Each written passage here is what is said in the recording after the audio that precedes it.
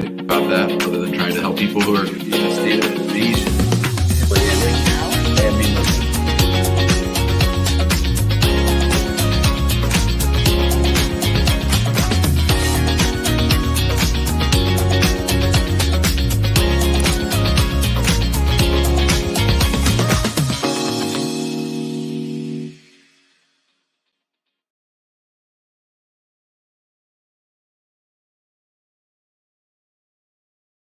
Welcome back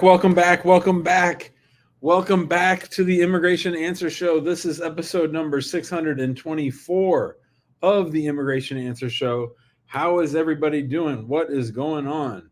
I'm trying to get Amani to come on the show with me, but she will not. So, Mr. K, I just sent you an email. I'm not going to talk to you on the case about your case on camera because you're already a client of the firm. So I'm not going to call you up. I sent you an email about that. Okay. All right, buddy. See ya. All right. How's everybody doing? What's going on? How is your day going? I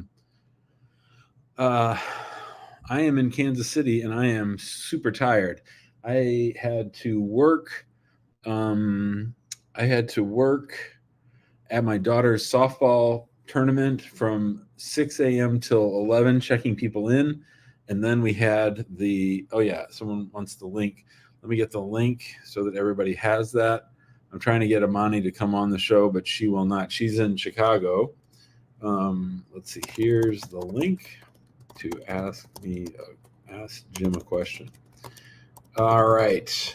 What's going on, everybody? Who's watching? Let me know where you're watching from. I saw a lot of our favorites here. Dammy's asking for Amani to come too. How's everybody doing? The waiting room is filling up, so go ahead. There's a link that I sent you. Kwaku's here. Traylene is here. Roy is here for the surprise show. Tyrone Saring is here. Nurse Laura is glad whenever we do a pop-up show, especially on the weekends. Lindy's here. Cynthia, hello. Dammy, hello. Gustavo is with us. Lewis, what's going on, Lewis? Lewis is in Austin. Robert is here. What up, playa? Creaky Bones is here. Desiree, hello. Benny. Cynthia is in Maine. Stephen King tweeted out yesterday that Maine is great all year round, but especially in the summertime, and I bet that's true. I bet Maine is beautiful in June. Let me know. Emmanuel's here. Hope is here. Hello, Hope. How are you, sweetheart? Gregory's here. Cynthia is wondering, if Nurse Laura's coming to the East Coast. Benny's here. LaJulie Medi is asking for the link. I shared it. I'll share it again. Here's the link. Baby P, hello. Joyendra, Abdullahi. AJ's here. What's up, buddy? Aubrey from Atlanta. Jayendra and Piyush. Oh my gosh, the waiting room is already full. Well, let's go ahead and get started and talk to Jayendra. What's up, buddy? Yeah, hi. So my friend is currently in India, and then she's trying to come to United States on F1 visa for her master's study, and then she has a kid. She wants to come here and then after that bring her kid on F2 visa, which is dependent visa. But then she got to know that it's not going to be easy considering she's going to be studying, and then there's going to be some problems when the immigration team is going to say that how she can support a kid, give the kid time when she's also studying. So do you think that is actually going to cause an issue for her to bring her kid after a couple of months, or she can bring? Yes, I think it's going to cause an issue. Mm-hmm. Does she already have the F1 visa in hand? Yeah, so she's going for a visa interview on this 24th. And when they ask her, forget about bringing the kid later. When they ask her, what's your plan with your kid, what's she going to say? So she's going to stay, the kid is going to stay with her grandparents right now. Mm-hmm. Yeah, so they are going to take care of the kid. How old is the kid? 4 or 5 years. Yeah, I think they're going to give her a hard time. Oh, okay. Anything that she can do, you think that they will? No, it's just a tough situation. I just don't know if they're going to give it to her. I think they will be worried that she will have divided loyalties, and I think they'll think she's really coming to America to work to send money back for her kid. Okay. So they're not even going to give her F1 visa, according to you? I'm just guessing. I don't know. Guess. I hope she gets it, but yeah, I think it's going to be a tough interview. Okay. Thanks, Jayendra. Thank you. See you, buddy. Yeah. All right. Monir is here. Hi, Monir. Good evening, Mr. Jim. How are you? Good evening, Munir. I'm good. How are you? I'm doing good. I have two questions. One is I called earlier in your show and asked about the progress of my wife's Y130. So right now, as per the visa bulletin, the priority date is current. So my number one question is that how soon I can expect something from the for the I-130.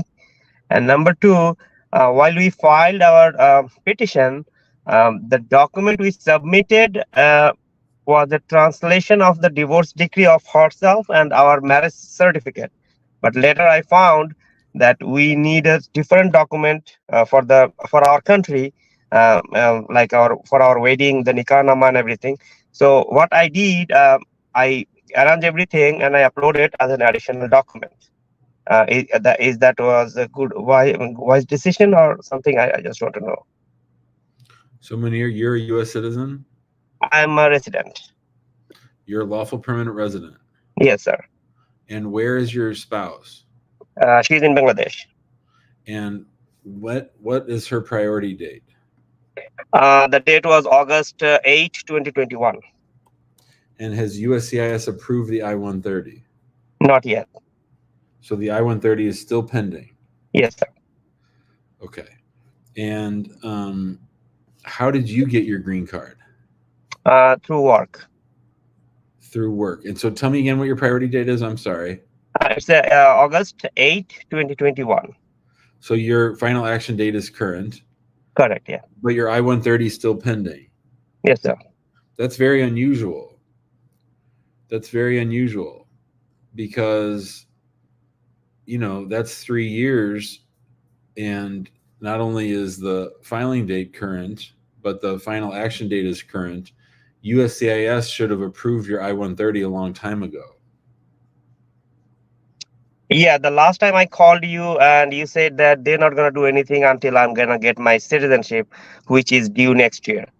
Well, I think I think I gave you bad advice because if your visa is current as a green card holder, I think they can approve it now and they should approve it now.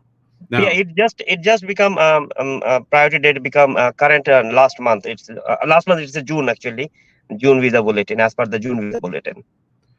So when you talk to USCIS, okay, so just I want to get back to your documents question. So you file this I-130, and then what? They sent you a request for evidence, or have you never received a request for evidence? No, I got it the same time. I applied online from Bangladesh, so I got it at the same time. But when you said all that evidence that you were talking about, the marriage decree, the nikah nama, the divorce decree, the translation of the divorce decree, did you submit that with your original case, or did you submit that at some other time? No, I submitted the original documents at the time of the petition, but the thing is that they need some additional documents from Bangladesh. Actually, How do you know that? How do you know that? How do you know? It is. I got it from the Department of State. They said that for this country specific, they need a kind of document like my last wedding or last marriage. My ex-wife, she got the green card through me, but we only submitted the marriage certificate that time. So I didn't know about that. So this time also I submitted only the marriage certificate. Time out. So now you've introduced a whole new aspect to this case. And that is that we're now talking about the second person that you have sponsored for a marriage-based green card, right? Yeah, but she got the green card when I applied for my work. So at the same time. So it was not actually marriage-based. Fair enough. Okay. Mm-hmm. So when did you and your ex-wife become lawful permanent residents? Year of 2020. And do you know, has she, I guess, okay, so she hasn't become a citizen yet either because she's on the same timeline as you. Yeah, she got it later than me. I got it in February. She got it in August. So just to be clear then, in USCIS's mind, she has you've gotten a green card for one woman. Now you're trying to get a green card for a second woman, right? Yes. Okay. So that makes them confused, even though you sent them a divorce decree. There's a person walking around in the United States who has a green card because she was married to you. So that means your case is under extra scrutiny, I think. I'm not saying you did anything wrong. I'm just saying I think that it's crazy. Your I-130 should have been approved, right? It Okay. should have been approved at least this year or late last year. So the fact that your I-130 hasn't been approved, you and I should be talking about when's your interview in DACA, not where in the hell's the approval of the I-130 notice of the I-130. You're still in stage 1. So I think you should think about suing them on the I-130 because I think they're probably confused. And when they're confused, they don't do anything. Does that make sense? Yes. So even if there is an issue with you not submitting all of the right evidence off the visa reciprocity table, they're not even inviting you to fix that by sending you a request for evidence or a notice of intent to deny. So I think that unless you sue them, they're just going to sit on that I-130 for longer and longer to see what happens. Does that make sense? Okay. Yes, I understand. Yeah. So I think you need to sue them on the I-130 and then go from there. Okay. So should I wait for because the priority date just become current? No. I would Okay. I would do it now while it's current in case it retrogresses. Okay. Okay. Okay? Mm-hmm. So send me an email. Okay. I'll send you an email. Thank you, Thanks, Mr. Chen. Munir. Bye, buddy. And about the documentation, you said that you're gonna later tell me. So I submitted the document additionally when I realized that they might need some additional document in a different form. So I uploaded those. Yeah, I mean, I think, did you get divorced in the United States or did you get divorced in Bangladesh?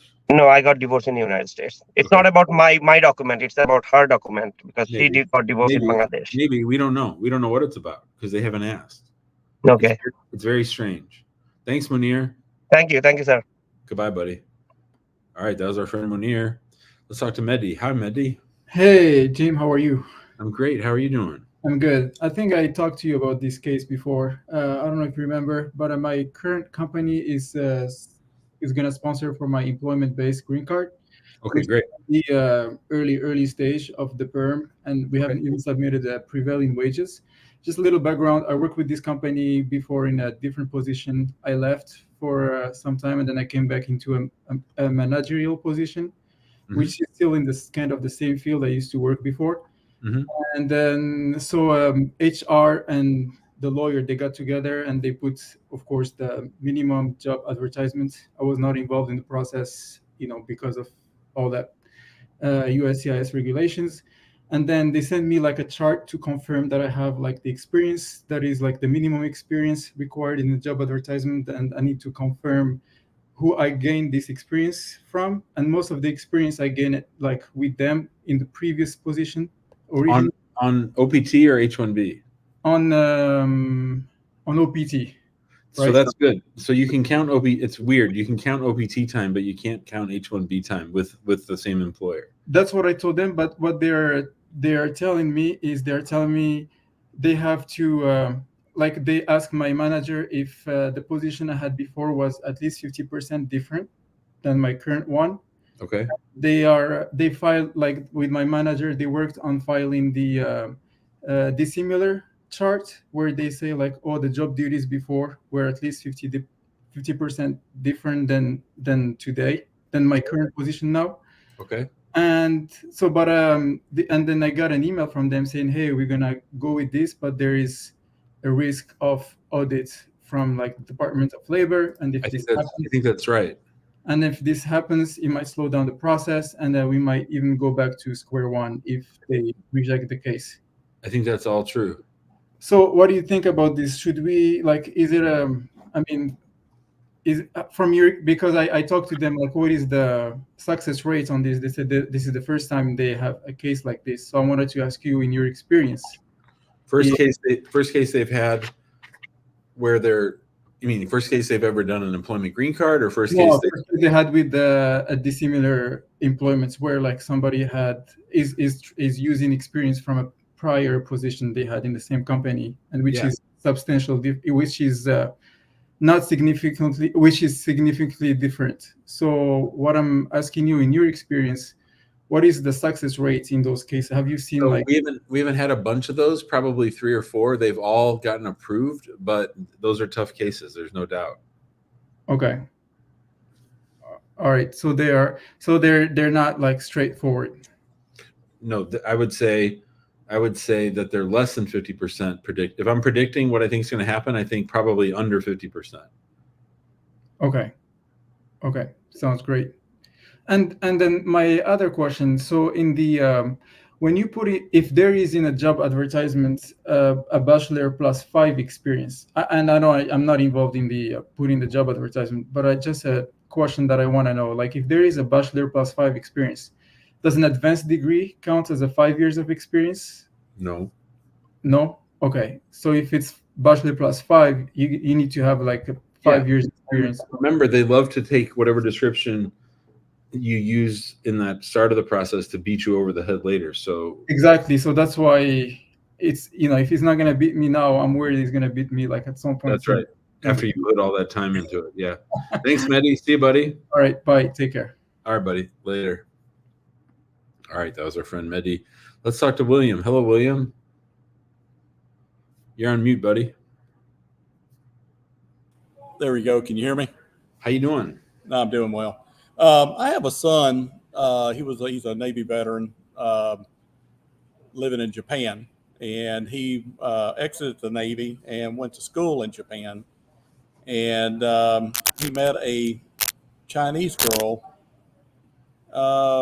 in 2020. They got married last year, and he's finishing up his political science degree. He wants to come back to the U.S. to go to law school. But he wants to bring her back with him. He has filled out the I-130 and the Y-130A. Yes, sir.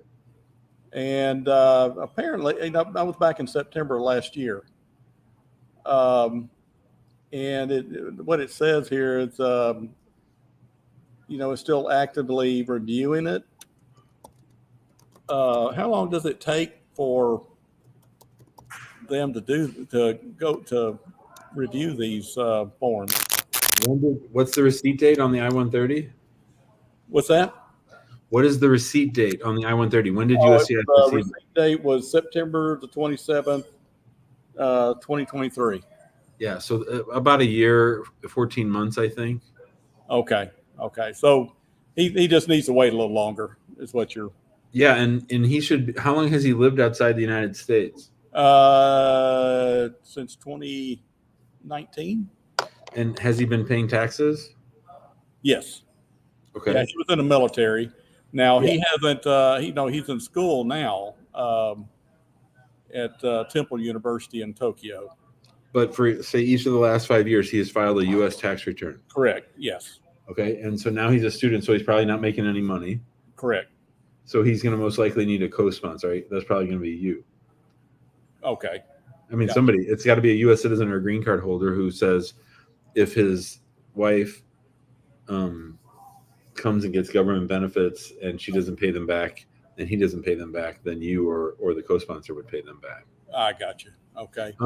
Has she one thing you should have him talk to her about is membership in the Communist Party. They've been getting more difficult.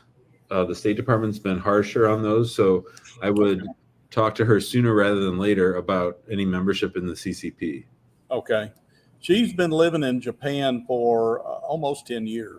So that's good. And she works for an American company. That's good too. With marketing or something. Has she ever been to the United States? She's been here twice to visit us. She has a visa to come visit. Okay, then if she has a visa to come visit, you might want to have him and her schedule a meeting with us because when are they wanting to come to the United States? He finishes up his classes in December. Yeah, he might want to talk. He might want to talk to me. Okay. He'll give you a buzz. Okay. Thanks, William. See you, buddy. Yeah. Hey, I appreciate it. Yep. Thank you, Jim. Have a good night. Did you have another question? No, that's it. See ya. Right, thank you. Bye-bye. Yeah, for sure. All right. Rahul, what do you say, Rahul? Hey, Jim. How are you? I'm great. How are you? Yeah, I'm doing good. I participated in one of your earlier shows. I don't know if you remember. You've probably seen I many don't people. remember people I talked to Yep. 20 minutes ago, Rahul. I stay in the moment, I listen to the question, and then I'm gone. Sure. Yeah, no worries. So, yeah, essentially, yeah, thank you for letting me in. And Sure. I think this was like a surprise pop-up show. Yeah, so thank you Sure. for hosting this. Yeah, go for it. Just had a question for you. So, based on what I spoke to you last time, you said like a disorderly conduct would be okay from an immigration standpoint, depending on the circumstances of how the plea is written and all of that, correct? Right. Yep. So if you have 3 counts of disorderly conduct, would that be detrimental? What the hell's that all about? 3 counts of disorderly conduct. What's that all about? Are you there? Rahul? I don't know. I don't know where he went. Rahul, are you with us? Hello? There you are. Oh. Did you get a phone call or something? Can you hear me? Yeah. No, Yeah. I think this gets cut off when you get a phone call. Okay. Can you hear me okay? Yeah, I've heard of one charge for disorderly conduct. What in the hell is 3 counts of? Is it all from one incident, or is it from 3 different incidents? No, just from one incident. One incident leads to 3 charges of disorderly conduct? That doesn't make sense. So the initial charges were like 3 in total. For what? For domestic violence. Okay, so tell me what happened. So it's basically like my wife gave false allegations against me, and she cited different things to the police. And for each thing that she cited, they had like a count of a DV charge. So it's like 3 charges. Okay, so did these things supposedly happen on the same day or different days? Yeah, it all happened on the same day. Okay. Well, I mean, I'm not a criminal defense attorney, but that seems bizarre to me. I don't know how. Anyway, okay. So is this person that we're talking about, is it a green card holder? Is it a H-1B visa holder? What's the person? Yeah. So I'm the person. I know, but I'm acting like it's not you. I'm making it like it's a hypothetical, but it's fine. It's fine. Okay, so I'm on H-1B. Okay. So there was an incident where your wife made charges, and the state went along with it and charged you with 3 different counts of domestic violence, and your defense attorney is getting it amended to 3 counts of disorderly conduct. Yeah, that's what they got it down to. They don't want it to be just 1 count, but they said it should be 3 counts. I don't know for what reason. Yeah. So I don't know if I told you this last time, but the intersection of criminal law and immigration law is very, very complicated. And, there are 50 states, and each state writes its laws a little bit differently than the others. But domestic violence is always a big concern, and they can look beyond the plea. So I think what you need to do is to find an immigration attorney, not us, but an immigration attorney where you live, to work with your criminal defense attorney to try to craft a deal that keeps you from getting deported. Yep, and that's why they basically came down to this disorderly conduct. Well, but that sounds like a great deal if you're a U.S. citizen. I don't know what's going to happen immigration-wise. You mean even for disorderly? Yeah, 3 counts. Yeah, all involving violence to a woman. Yeah. But a disorderly is like a non-violent crime, correct? Yeah, but they can look beyond it. They can look at the police charges. This is. I mean, you're barely here. You're on a fucking H-1B. That's barely here. That's like, dude, we're letting you stay. So what I'm saying is, whatever state you live in, they have elements of their crimes that I don't know about, because I'm just sitting here on TV talking to you. So you need to hire an immigration lawyer in the state where you live to work with your criminal defense attorney to make sure that what you're pleading guilty to is not going to get you deported. And I'll just throw this out there. We've had plenty of cases on this show and in general where people on an F1 or an H1B get a DUI, or a shoplifting charge, and before the criminal case is even finished, the State Department rushes to revoke the visa. So I think anything's possible, and so I think you need to do what I told you to do. Okay, understood. But like, say, depends on how the plea is written, correct? So if it depends on plea does not involve. It depends what's in the police reports. It depends. I mean, yeah, generally, do I think that a criminal defense attorney does a good job getting 3 charges of domestic violence down to 3 charges of disorderly conduct? Do I think that's generally a great job by the criminal defense attorney? Yes, I do. Does that mean that I think someone who's barely here on a non-immigrant visa, a dual intent visa, an H-1B, which is really no status at all? I mean, they could, and certainly if you leave the United States, I think you're going to have a really hard time if you need to get another visa stamp. Or even with the disorderly, is that correct? Yeah. I think let's play it out. Let's say tomorrow you plead out to disorderly, and then your H-1B expires, and you have to go back home because your mom is sick, and you leave and you go to the embassy.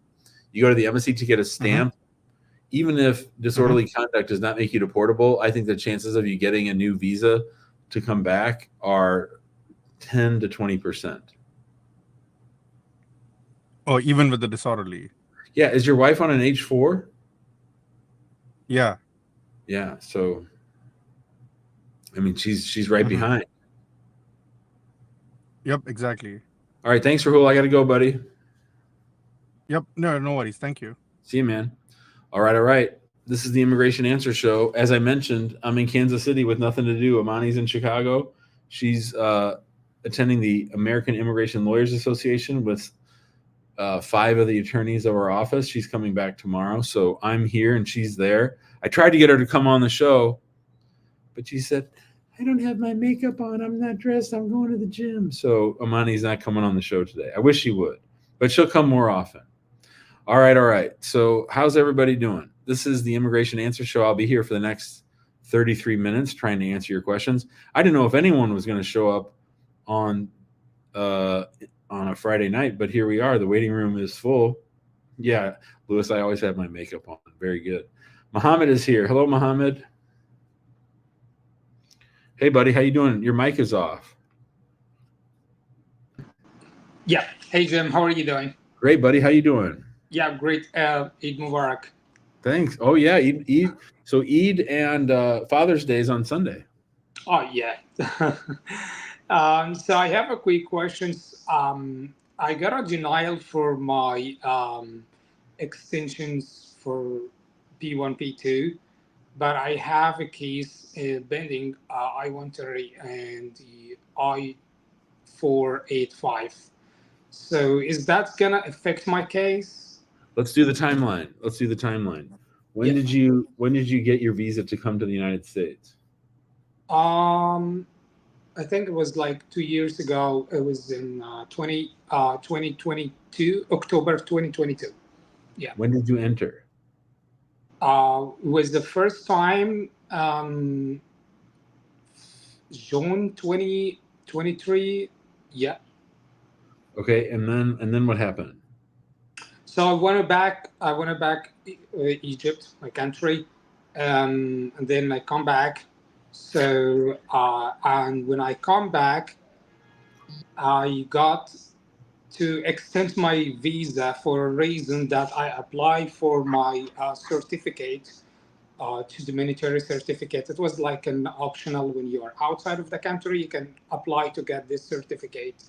So I applied, and I should wait here until we get the certificate because you can't get it from your country. You need to receive it from your embassy. So I got like emails and a lot of evidence that it's showing that I can't leave the country before to get this certificate with me. So that was the reason of the extension for me to stay. This doesn't make any sense to me. What does the fact that you need a military certificate have anything to do with your need to stay in the United States? I say it was nothing to make it, but if I leave the country, I will not have the certificate in my hand.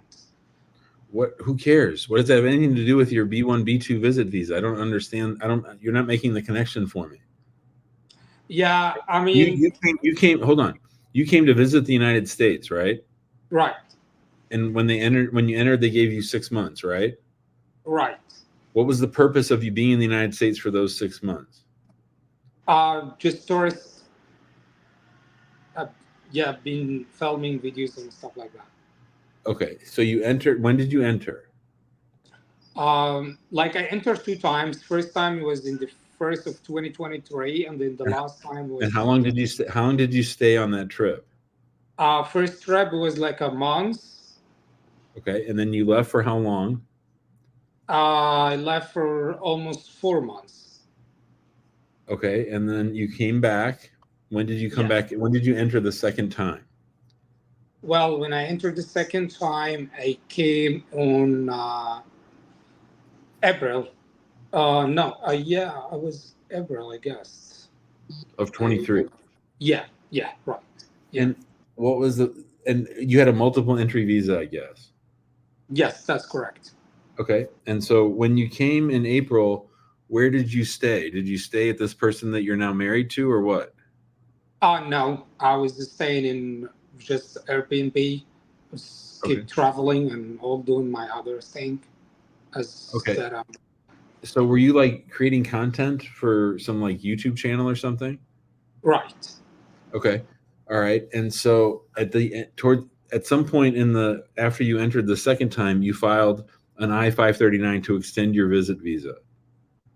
I did that, but before my visa, before the 6 months, by like a week. Yeah, that's fine. Why did you do that?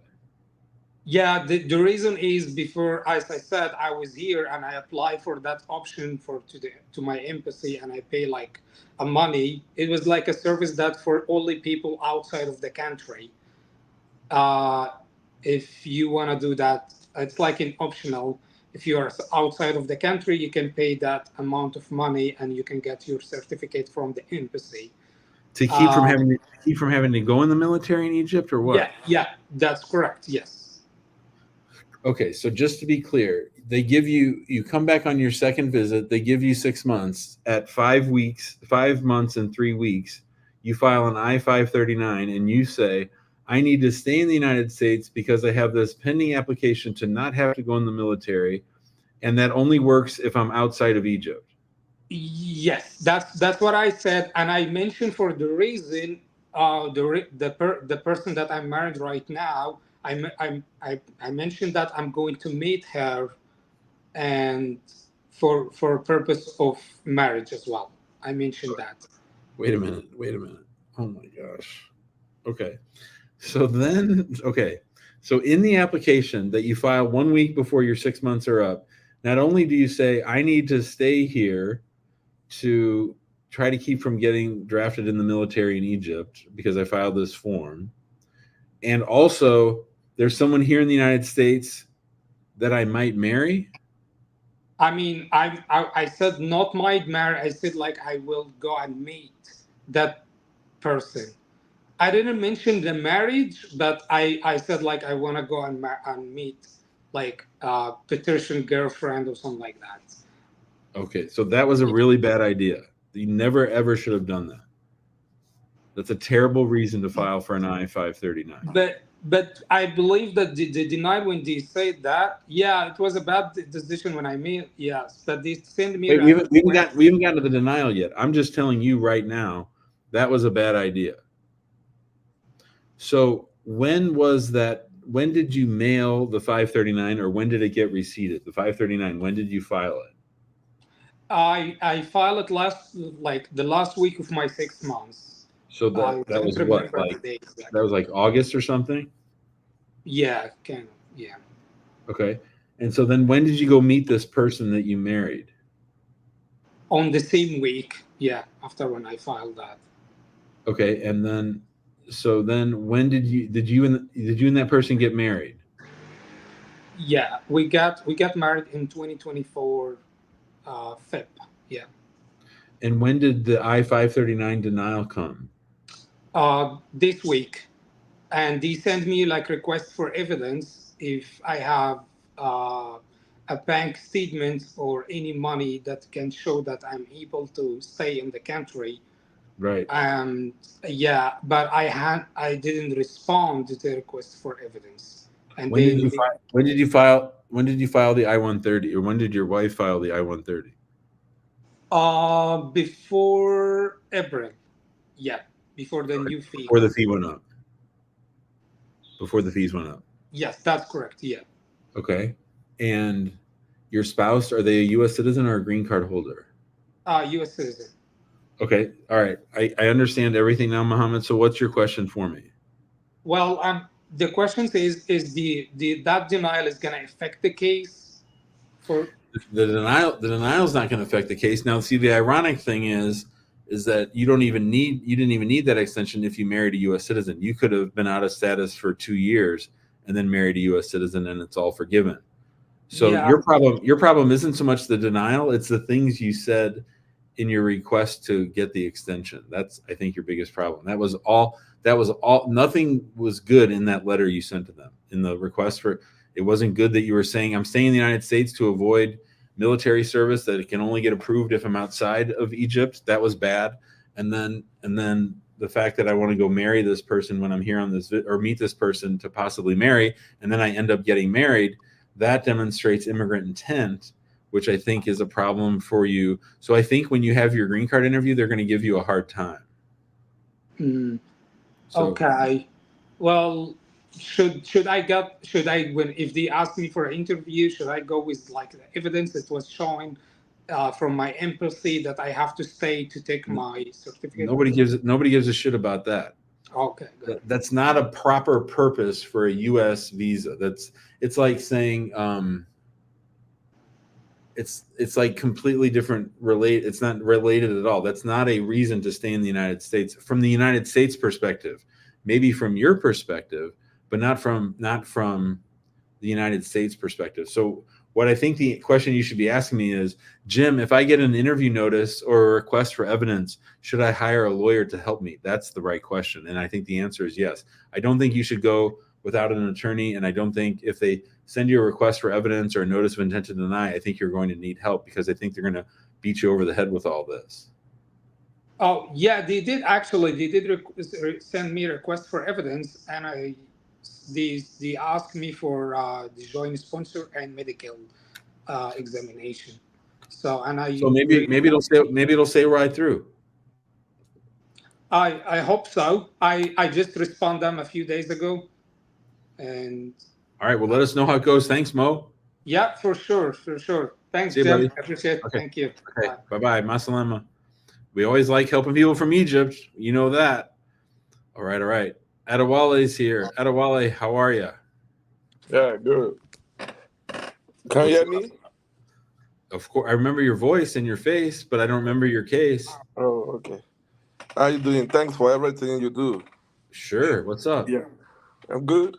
Yeah, so I think my situation is I don't know. So like I came in here in 2015. So and I presently my family have 2 different applications with the USCIS. One is the siblings. My brother's wife filed for my wife, the sibling visas. That's the family category, the ZI 130. Mhm. Then we also have the asylum separately, but the asylum case is pending. But while the case is pending, we're granted a job authorization, so we use that to work. So I'm gainfully employed. So I'm just thinking. We've put in the asylum application since 2016, and we've not been called for interview or whatever. So and I just attended an immigration talk like this sometimes ago. I think about 2 months ago. So, and Anthony spoke about the EB categories. So, and I'm thinking because I maybe, if possible, if I may, take advantage of the probably maybe the EB2 NIW. So, because I have a BSc, MBA, and since I got here, I've gotten 3 different certification, professional certification. So, I'm just thinking, if possible, if I can take advantage of that. Or in the alternative, is there uh, any other way where we can probably adjust our status? So who's we? You keep saying we. I want to know who all the we Yeah, people. I'm talking about myself and my family. So your spouse and children. Yeah, just the 2 children. Yeah, Okay. When did you come to the United States? 2015. And when did you apply for asylum? I think 2016. Within the 6 months of arrival or past the No, 6 months of arrival? no. After initially the one that we applied within the 6 months was the family. The family doesn't do shit. That's a 16-year wait. That's nothing. Right, right, That's wasted time to talk about that. right. Because we don't have the information as at that time. That was why So just to be clear, you and your family came on a visit visa, right. and in the first 6 months of arrival on a visit visa, your wife's sister filed for your family. Yeah, right, the brother. Okay, and then the 6 months went by. How long after the 6 months did you apply for asylum? Probably a year.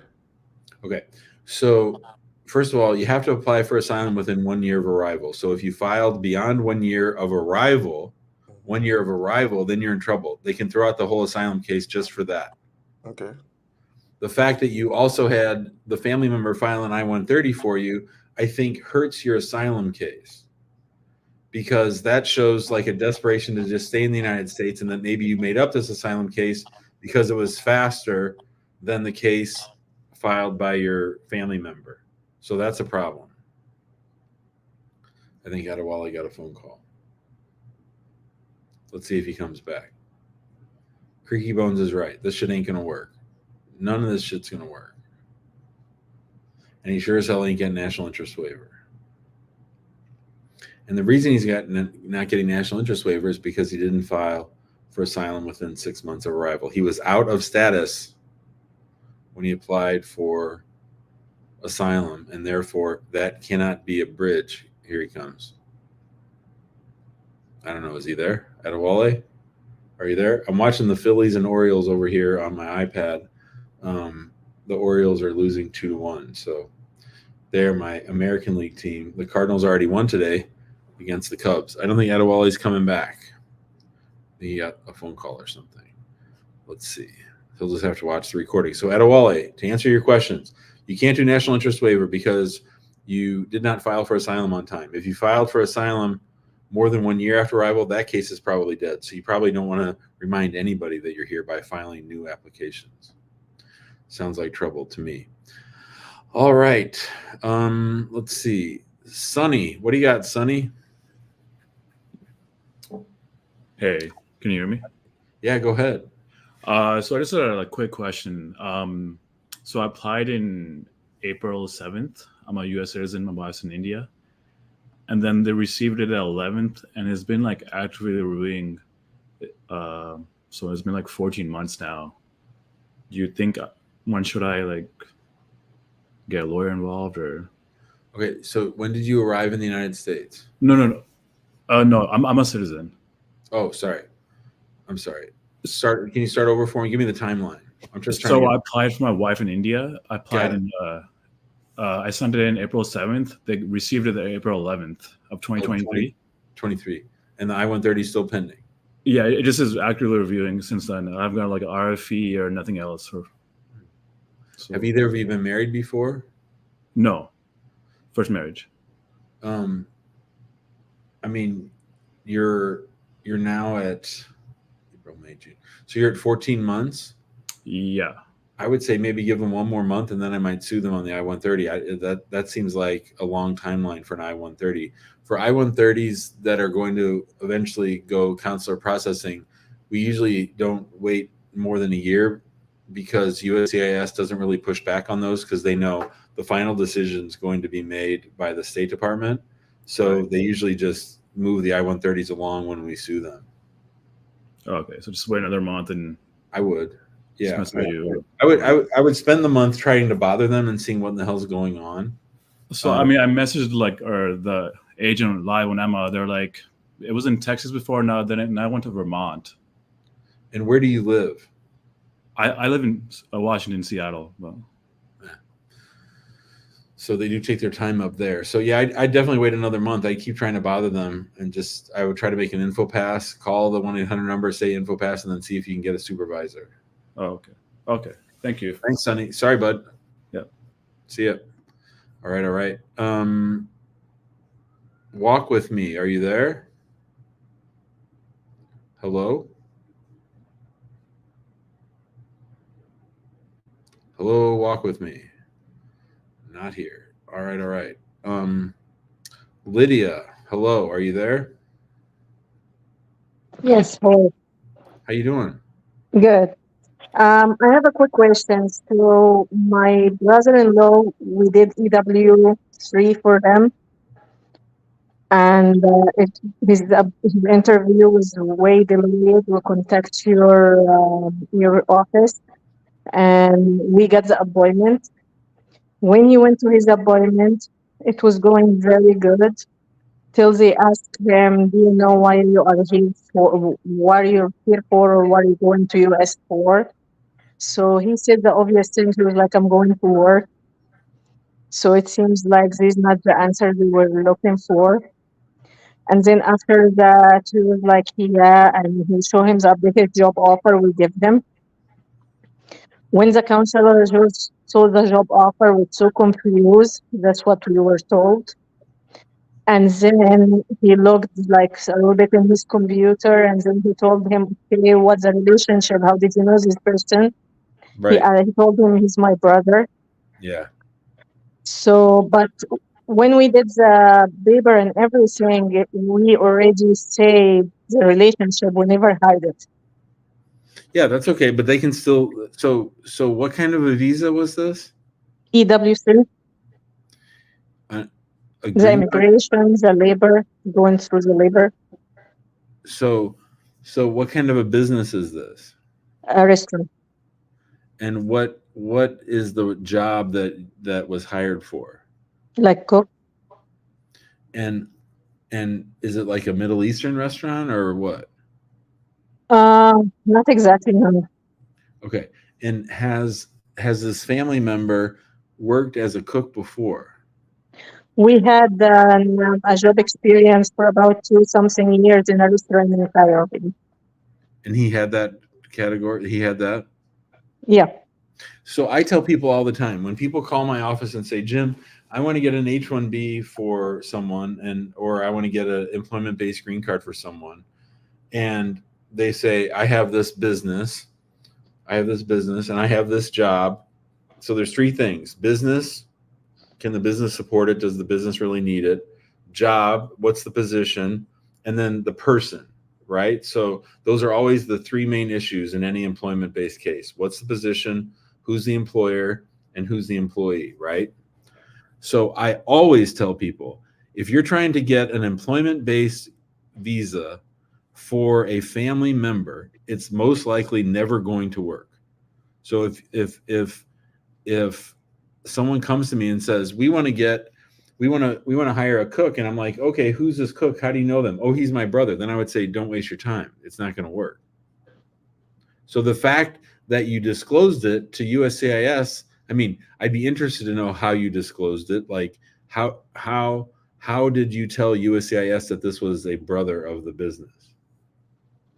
I'm not sure how the attorney did it, but I remember because this was back from 2018 and 2019. But I know that they disclosed it in the paper, and we got audited, and we passed the audited part, and everything was fine. So that's the Department of Labor. So you're dealing with three agencies, and you have to make them all happy. You have to make the Department of Labor happy, you have to make USCIS happy, and you have to make the State Department happy. And you can't just make two happy. You have to make all three happy. So that consular official 100% had the right to not give the visa once they found out that this was for a brother. They just think everybody's trying to get him here faster than it would be coming through the family way, which takes 16 to 17 years. So I'm not surprised that they didn't give him the visa. I think that's what I would have predicted. It's not denied yet. It says the administrative processing. Same thing. They're going to deny it. They're not going to let him come. I don't think. Maybe, but I think if you'd asked me, Jim, what do you think are the chances of this working? I would have said 10 to 20%. Now that he's in an admin processing, I think you're talking 5 to 10%. Maybe I'm wrong, but I don't think this was a good plan. Is anything we can do in this field? No, you just got to wait. But I don't think he's coming. How long we should wait? It's only a month. It's already a month. I don't think he's coming. Okay. All right. Okay, I'm sorry. Can I ask one more thing about something else? Yeah, go ahead. So my mother-in-law here, and we did the 1031 back in 2016 or something in the back to get approved. We tried to do change of status at that time, but she had to go to Egypt, so it was all denied. Now we're doing the change of status. We applied for it in March of 2023. We applied too for travel documents. They didn't send anything for travel documents, but when I look online for her profile, it says we sent you a letter. It has approval, but they didn't send anything. So what should I do? So is this your mother or your husband's mother? My husband was. So your husband's a U.S. citizen. He filed an I-130 and a 485 for your mom before, and that got denied because she got tired of waiting and left, right? She had to go to Egypt. That's what happened. Yeah, so I have one of my favorite videos I ever made. It's called "Mom Doesn't Really Want That Green Card," because people in your husband's role, they get tired of having to get visit visas for his mom. So then they say, let's just get her a green card. And then it ends up taking too long, and then they get mad and they leave, and then the whole case is gone, right? So that's what happened to the first case. She left while that was all pending.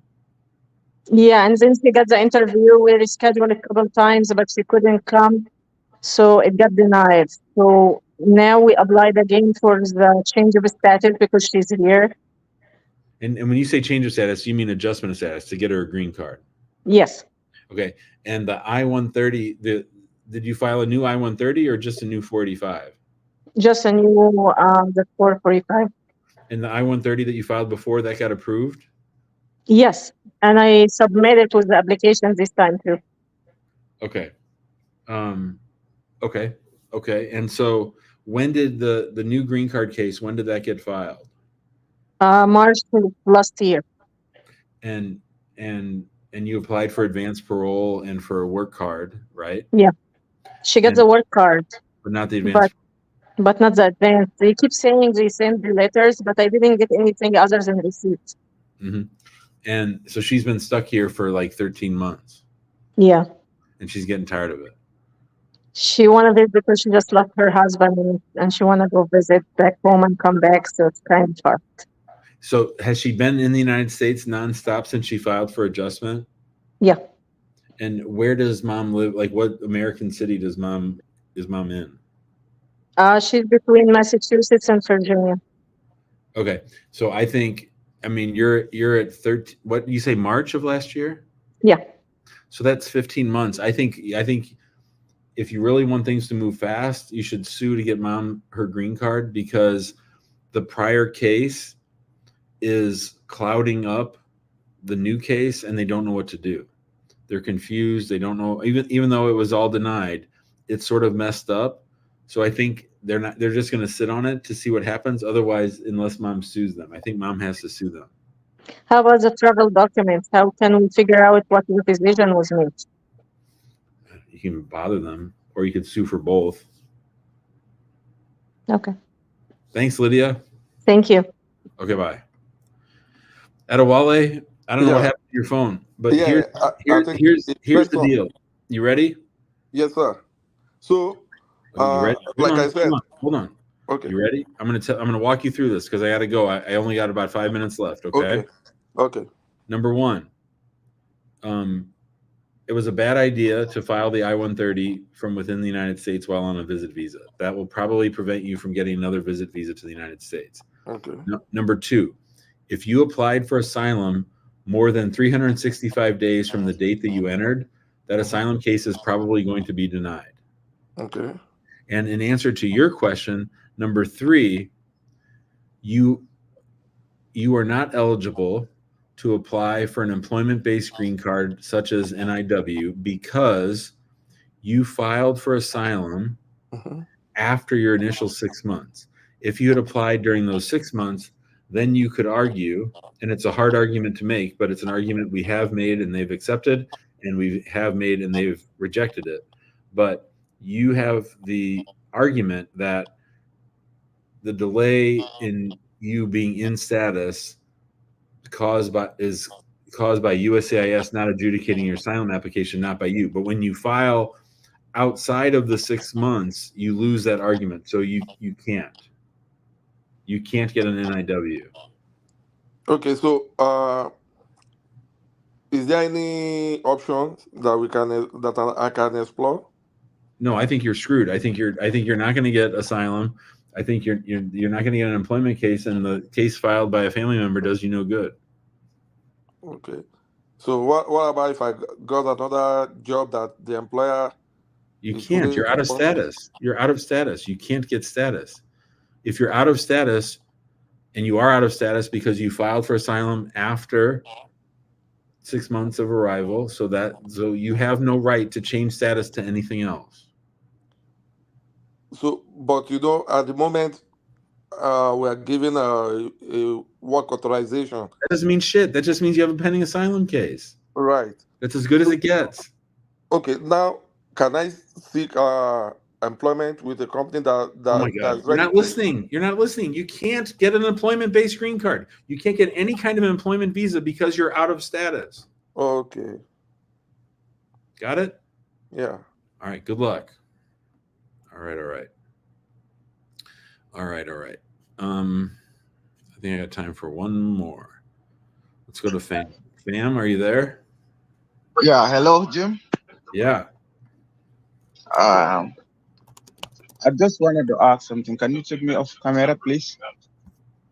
Done. Yeah. Okay. I just wanted to ask this. My case has been pending for like almost like now since we did an interview on September last year. So what kind of case? It's a merit-based green card. So when did you enter the United States? 2002. 2002? What kind of visa? Sorry, 2003. Sorry. On a B1, B2.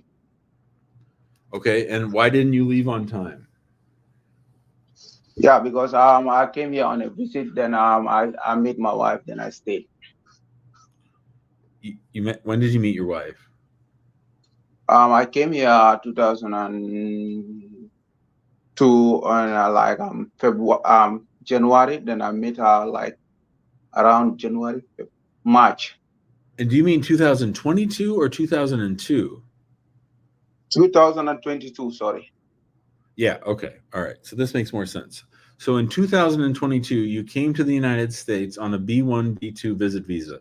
You were admitted for 6 months. Did you apply for any immigration benefit in those 6 months, or did you file for an immigration benefit after the 6 months?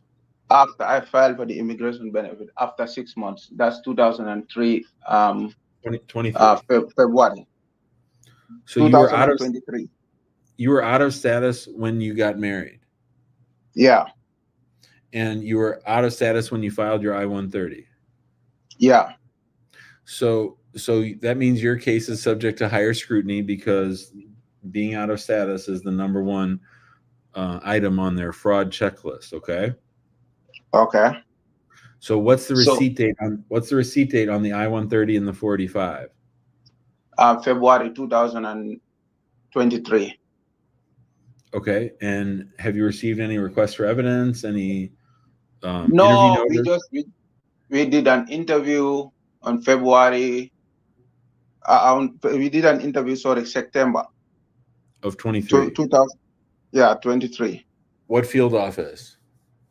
Hartford, Connecticut. And did we talk about this before?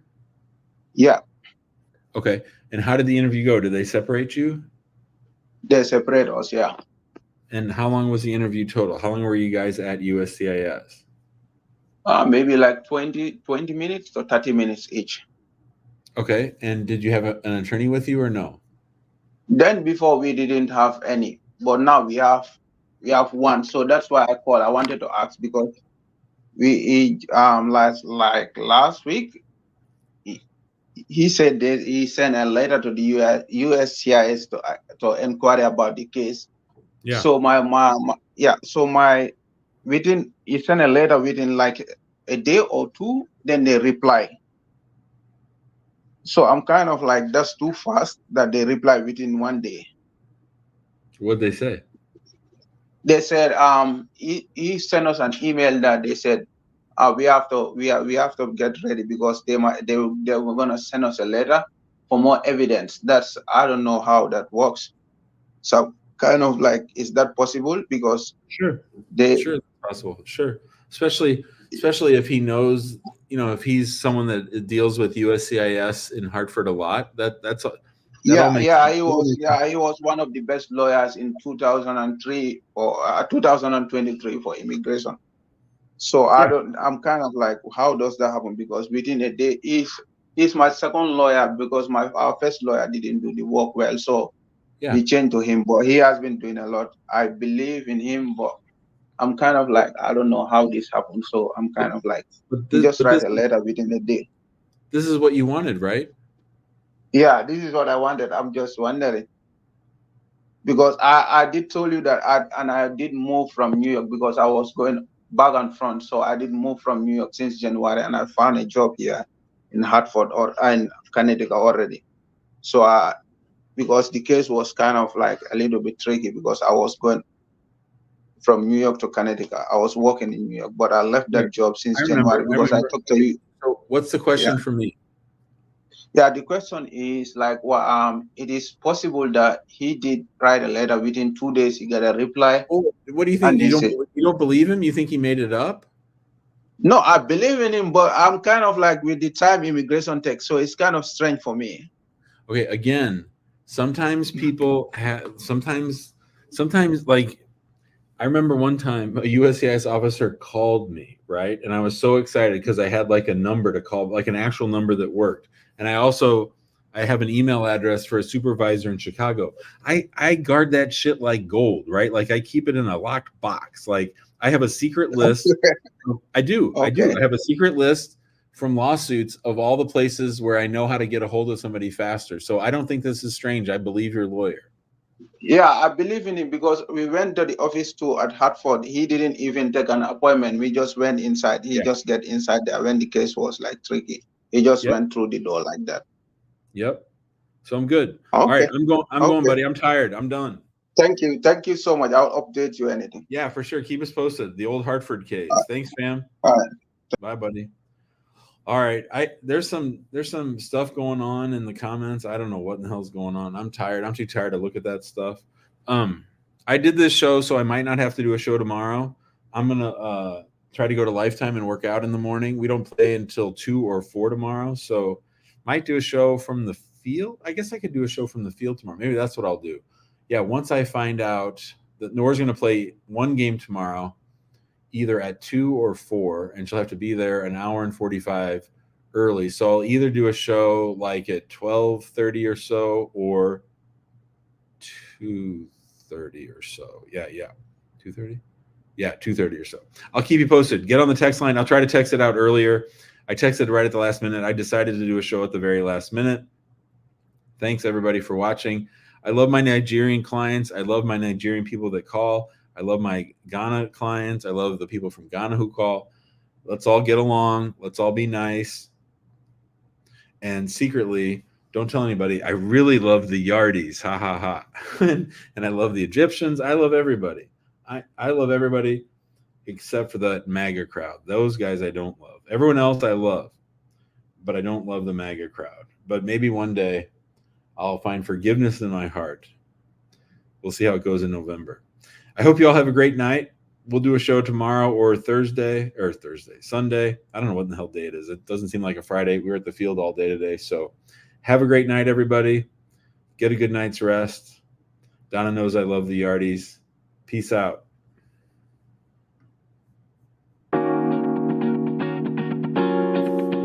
I'm great about that, other than trying to help people who are in a state of disease